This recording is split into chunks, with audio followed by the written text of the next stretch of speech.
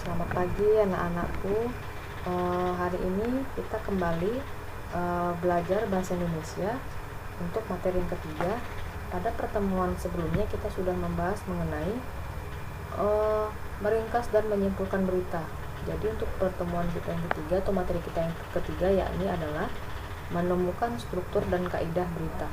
Nah, pagi ini yang kita bahas hanya struktur berita dulu.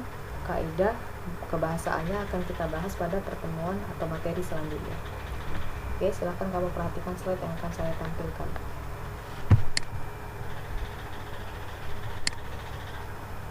Menemukan struktur dan kaidah teks berita. Kita bahas ulang lagi ya pengertian teks beritanya biar kamu tidak lupa. Teks berita adalah teks yang mengandung beragam macam kejadian yang berlangsung di dunia yang dipublikasikan melewati beragam macam media, misalnya TV, internet, situs website, radio, maupun lewat koran dan sebagainya. Teks berita mengandung kenyataan, namun tidak seluruh kenyataan diterbitkan di berita. Struktur teks berita itu ada 3. Yang pertama itu adalah kepala berita atau lead, ditulis pada paragraf pertama sebuah berita. Lead merupakan saripati berita, maka dari itu lead sangat penting, sebab ia adalah penentu menarik atau tidaknya sebuah berita untuk dibaca. Lead yang baik memudahkan pembaca memahami maksud berita. Yang kedua ada tubuh berita atau body, berisi peristiwa atau kejadian yang dilaporkan. Bahasa dalam berita singkat, padat, dan jelas. Yang ketiga adalah ekor berita, berisi informasi kurang penting. Bagian ini berada setelah kepala dan tubuh berita. Bagian ini tidak memiliki kaitan langsung dengan judul beritanya. Ini ada contohnya, judul beritanya adalah motor bebek yang semakin tak laku. Kepala beritanya, kisah di desa Cibebek sedang berlangsung hajatan besar kontes bebek. Pria berpeci hitam dengan baju safari abu-abu sedang bercuap-cuap penuh semangat di atas panggung kerumunan. Warga begitu antusias mendengar pidato info penertiban bebek oleh sosok aktor antagonis Toro Margens.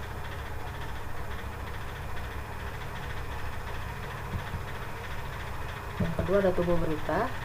Di tengah kerumunan warga nampak wajah Deddy Mizwar dan Didi Petet mulai terlihat was-was. Benar saja ketika sekelebatan motor yang dikendarai komedian komeng melulu lantakkan panggung dan bikin compang-camping tampilan wajah para penonton tak karuan. Deddy dan Didi yang tertimpa reruntuhan panggung terbengong-bengong saling menatap.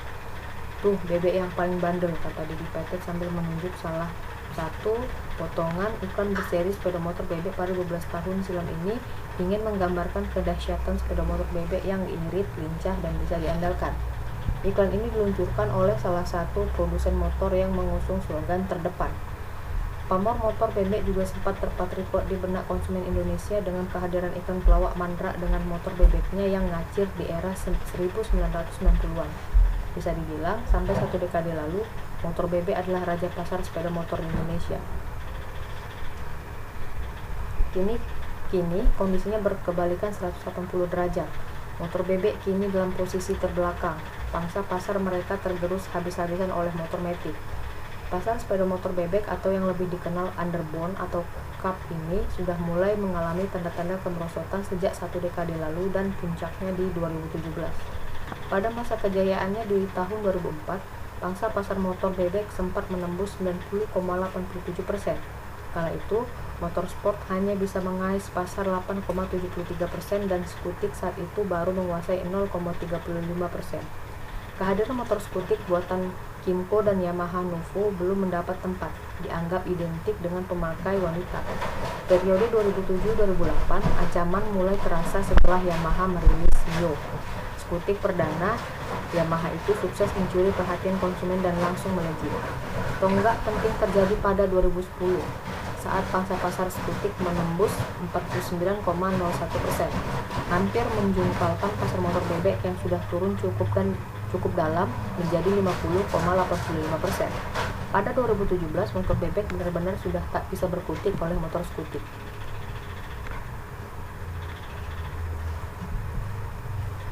Ekor berita.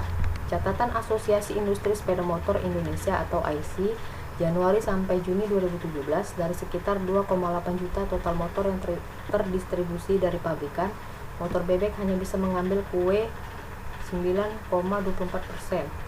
atau tertinggal jauh dengan motor sport yang pasarnya mulai gemuk di angka 10,7%.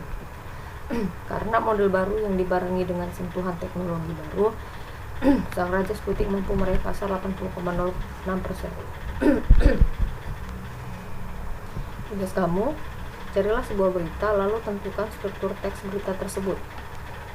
Jadi kamu cari berita boleh dari surat kabar atau dari media online, kamu print lalu kamu tempelkan di bukumu ya. Kemudian kamu tentukanlah struktur teksnya. Tadi ada 3 ya. Yang pertama ada kepala berita, badan berita, yang ketiga ada ekor berita. Oke, terima kasih sudah menyimak. Selamat bekerja, selamat pagi.